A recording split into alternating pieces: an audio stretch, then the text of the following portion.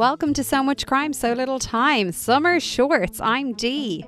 And I'm Jeff. And for our summer series, we are recapping single episode stories. Here we're discussing an episode of Criminal called Tabatha that came out on May 2nd of 2025.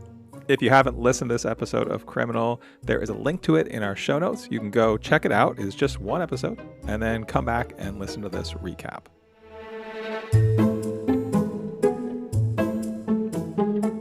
Alrighty, Jeff. So I want to know how you felt about this show. But before we jump into it, I'd love to know, have you listened to anything from Criminal before? I don't think I've listened to Criminal before, but it is one of those shows that I feel like is sort of in the true crime zeitgeist, very prominent. Like it's one of the big ones, isn't it? Absolutely. Do you know it actually has 308, and I should have got you to guess. It's got 388 episodes. Isn't that pretty impressive? Yeah. So it is, I feel like you're so right. I wouldn't have used the word zeitgeist or whatever that word was, but I knew you were going to say something about zeitgeist. I knew as I was saying I think it. you brought it in there. You brought it in there, so I would mention it. But anyway, I think you do that sometimes. But what was interesting, like it's always been there. People have always said like, oh, you should listen to Criminal. I don't remember ever listening to an episode of it. I feel like I have to have at some point because I know some of my friends who I'd always go to for podcast recommendations are big fans. Yeah. So it feels like something I would have listened to, but it's definitely not something I have a strong memory having listened to previously. Okay, so before we get to the story, which we should spend most of our time talking about, you're the big true crime fan here. What do you think of Criminal? Yeah, I mean, I liked it. I feel like I'd need a few more episodes to know a little bit more about, it's hard to tell from one-off episode if something is commonplace, especially in something like what we've just listened to. Because in Tabatha, it's very much Tabatha, the main speaker, the main narrator. Yeah. Is front and center here, which I love. But is that always the case? I don't know. Is it? Phoebe Judge is the main host, isn't it?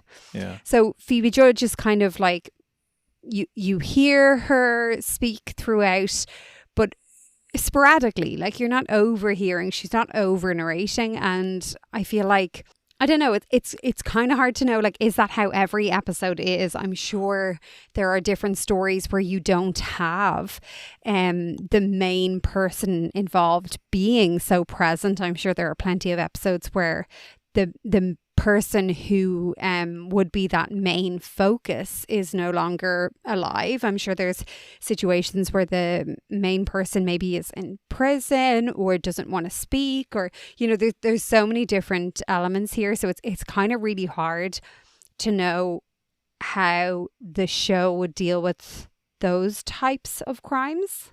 That actually brings me to a question I wanted to throw out to our listeners, which is if you've listened to Criminal, what are some of your favorite episodes, or what are the episodes you think that would be a good, maybe like different than this episode we listened to? Yeah, or just ones you think are your favorites. Let us know. Leave a comment on this episode and tell us. Maybe we can check that out if we come back and do another Criminal episode in the future.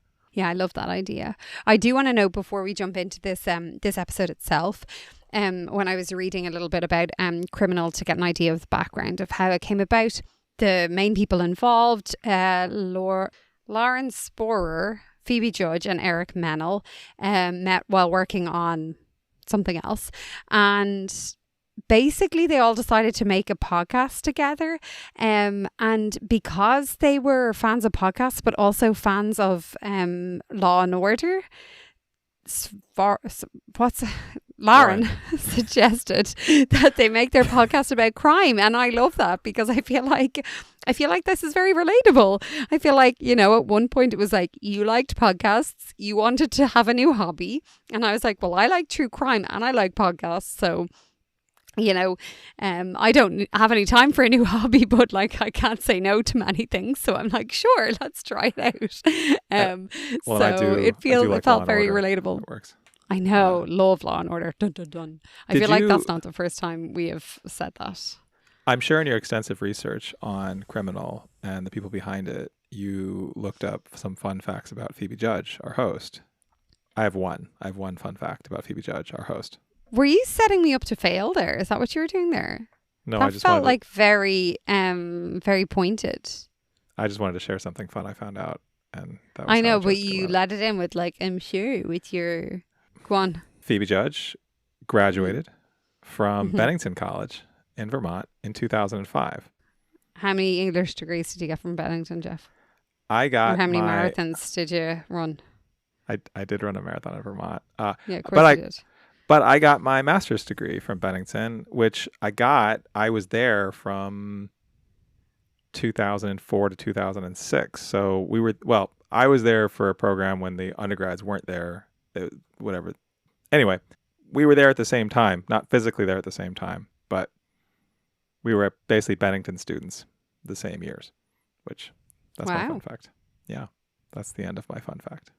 You're really Cool. impressed, I can tell. I mean,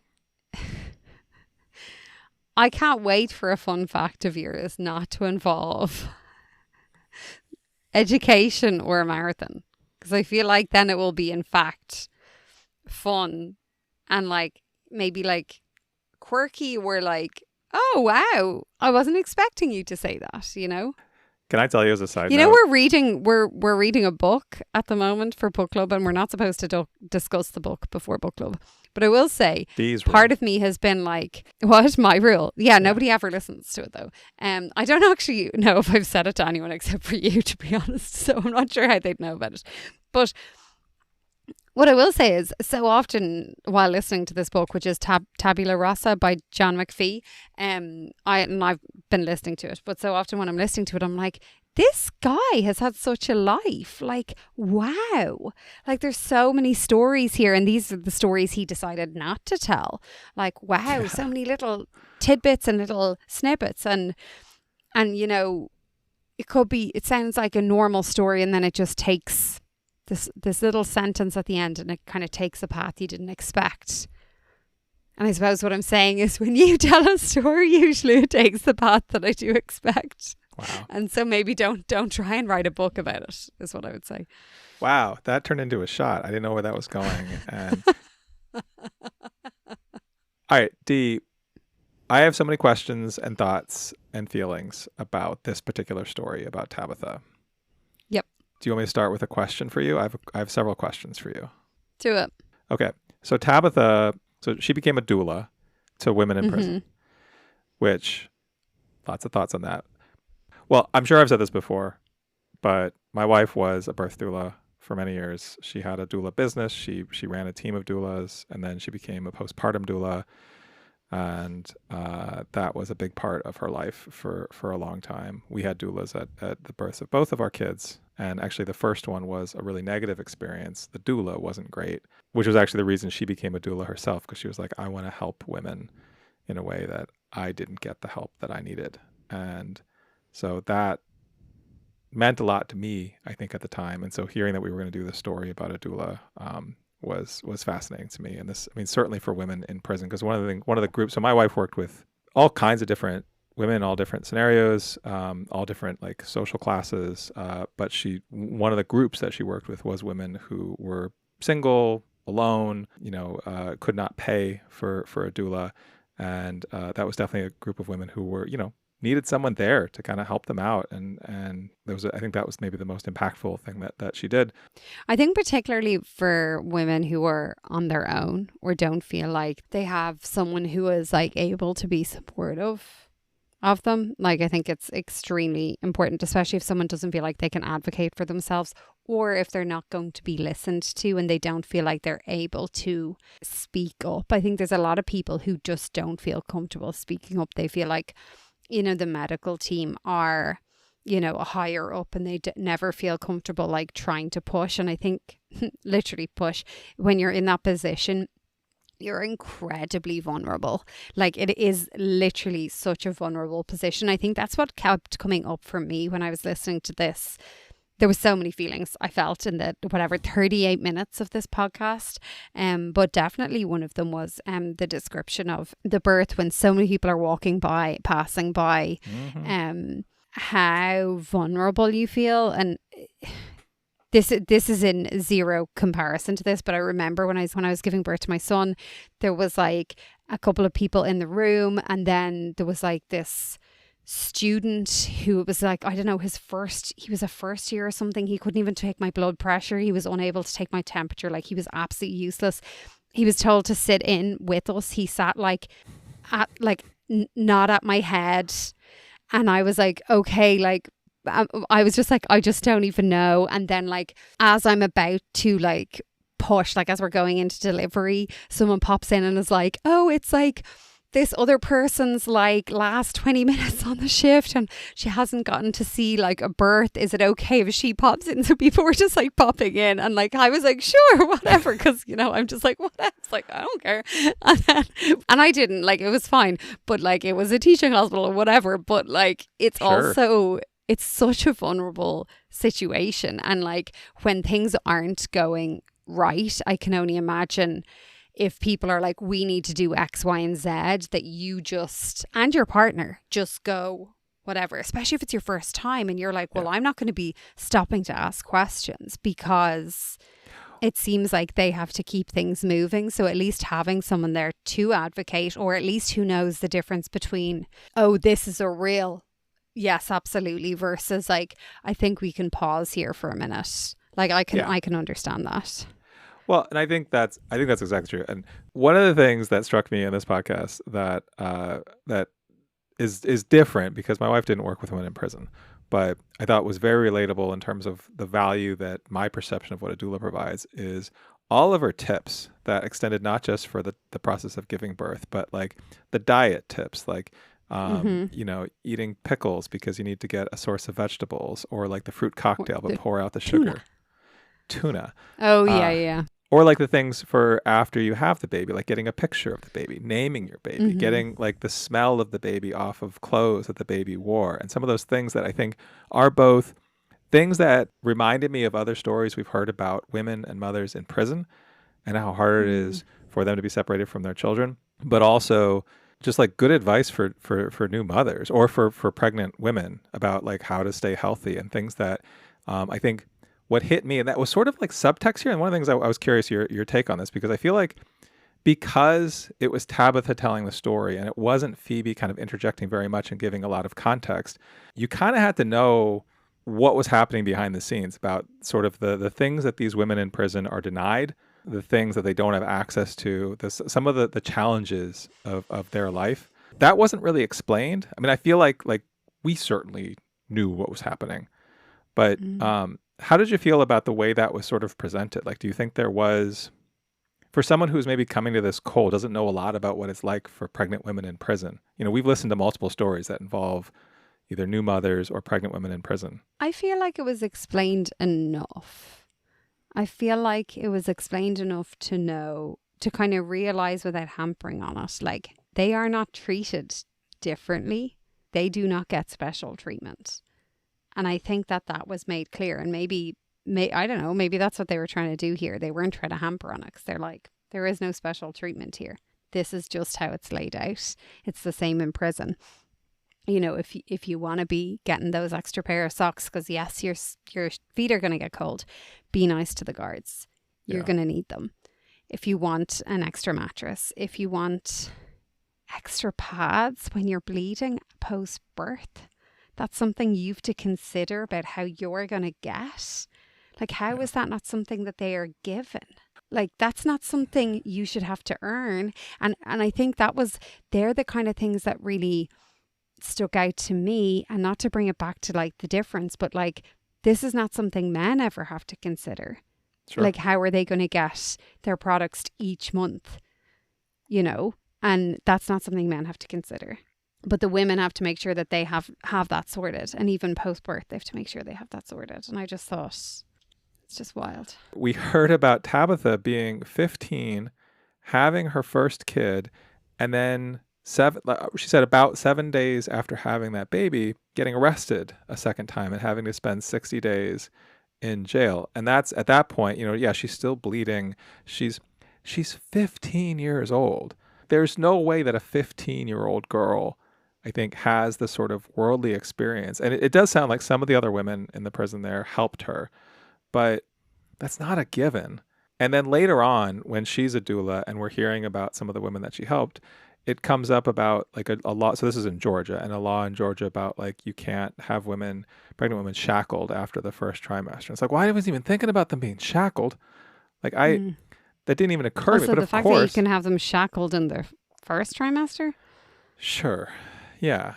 But like some of those things just were dropped throughout. And the other thing related to this is the fact that they maybe get 24 hours with their baby. I know. And then the baby is sent off to foster care. And that's just so heartbreaking. Like Tabatha talked about having postpartum depression, not realizing she was having postpartum depression. But I mean, how do you not in this situation? I don't know. This was really, I thought, to your point, it's like 30 what something a journey. minutes. So much was here. It was, yeah, this was really powerful. It felt like a memoir. Like, it felt like. Yeah. She needs to write a book. Well, okay. So we hear about her at 15. So we hear about her being the oldest of 8 kids, getting pregnant at 15. Her mother basically disowns her. She goes to live with her, I think her aunt and uncle or grandma. She ends up selling drugs. She gets arrested. She sells drugs that her uncle gave her to sell. Yeah. When you think about religious families or whatever reason that turn away a kid who gets pregnant at 15, for whatever reason, they basically like push someone away. Like, think about the life you're sending that person to. This is a perfect example of that. And yeah, and like the other like question, and look, 38 minutes, we covered a lot, and we didn't need this was about no one but her. But like, wonder what the guys were up to. That occurred to me. We never hear about the fathers of her kids. No, because they're just probably sowing their oats as they go, not giving a shit. Probably still in the church. Sure. Yeah. Anyway. Wait, do you have reviews? Yes, I do. Are you ready for some? Let's do some reviews. Okay, I have some reviews. I'm going to start with one that I love, but not for how it's written, for the reaction that comes after. Okay. The accent is ridiculous, and I can't handle the way she says certain words. It actually makes me irrationally angry. Lol. Wait, whose accent? It's by Lily Berger. I don't know. But she got 17 thumbs down. So everyone is basically telling her to F off. Is that specifically about this episode? Yeah. So it must be talking about Tabatha, right? I think it is. Well, all of these seem to be specifically about, because if it's on the episode itself, the Spotify ones are about that episode, isn't it? Yeah. What was her accent? Like a Georgia? Didn't even occur to me. No. I actually quite enjoyed it. And then we've got a lot of like, geez, America sounds like a third world country, pro-life crowd, real quiet about this kind of thing. Yeah. Yeah, such an amazing episode. What a powerful episode. Criminal creators, thank you so much for sharing Tabatha's stories. This was beautiful but heartbreaking episode. Tabatha, thank you for your support and your advocacy on behalf of these moms. My heart goes out to anyone who has had to navigate this system. Lots of this. Just unbelievable. And then one person, I can't stop wondering what consequences or punishment the father of these children must endure. Oh wait, they just walk away. Right. Oh, someone responded to the comment about the accent. That's your takeaway? Your take is trash, but to have the gall to then broadcast it in the comments hints at your privilege and your lack of awareness. I grew up in Atlanta, and that's what a southern black woman sounds like. You and your comment are unserious. Get yourself together. Wow. Oh, that reminds me of one quick thing I'm curious about. So she had her first kid at 15, then she had her second kid a short while later, and then we jumped to her being 50 years old and getting trained as a doula. I'm really curious about what her life was like in between those things. I know. How did she become this amazing person? Mm-hmm. That'll be the part 2. Yeah. Can I call something out? Yeah. This is now, I don't know which number of shows you've brought to us for the summer short series, the third or fourth that you've brought. Can I just acknowledge that there's no murder here? There's no You mystery. think I'm so one-dimensional? I'm If just I'm reflecting listening to on that. 6 or 8 episodes, we want some mystery or some murder. That's not what we're going for here. I'm bringing murder after murder after murder, and you're bringing. What does that show you about yourself? What does that tell you about yourself? I thought that's what this show was. You're bringing these uplifting stories of heroic women. So much helping crime, women. so little. Yeah, exactly. What does that tell you about me? You're about like women empowerment or something. I don't understand. Like, who Something even like are that. you? Yeah, I know. You're about English degrees, running marathons, and giving out about the pain of the dentist. We see you, Jeff. We see you. Would you listen to more episodes of Criminal? Sounds like you would. I definitely would. I'd like to get a few more. I'd love to get some listener recommendations. I'd love some more. I wouldn't mind some along this line, but I'd love to hear some maybe different kind of formats as well. So any faves out there, tell us. I did read one review that said that someone is an avid Criminal listener. But this was the first episode that they've ever cried listening to. Oh, so that's a there you pretty go. good review. Mm-hmm.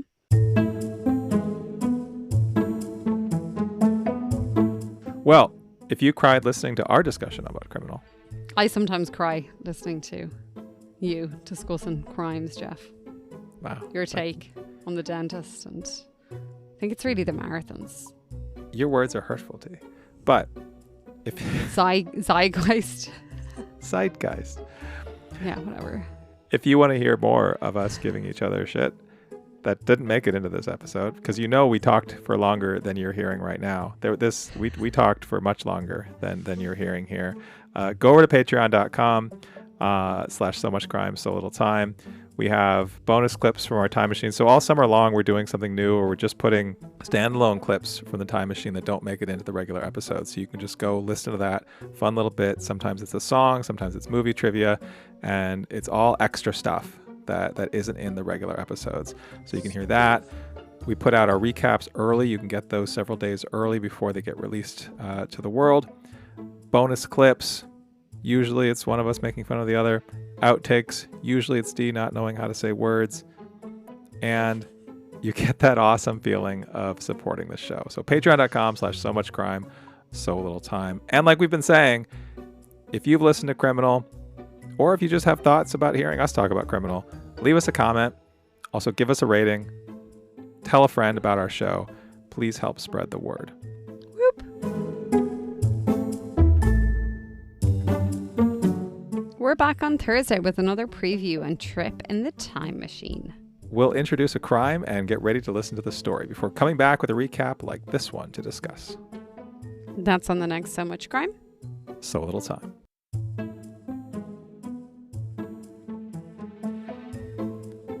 So Much Crime, So Little Time is a production of Mind Glove Media. The executive producer is Paxton Caloriso. Our associate producer is Blythe Ty. Our theme music was composed by Vyacheslav Starostin. If you haven't done it yet, please subscribe to this show on your podcast app. And don't forget to give us a 5-star rating and a review. Even better, tell your friends. To join the discussion, look for us on social media. Check out the show notes for all the links. Thanks for listening.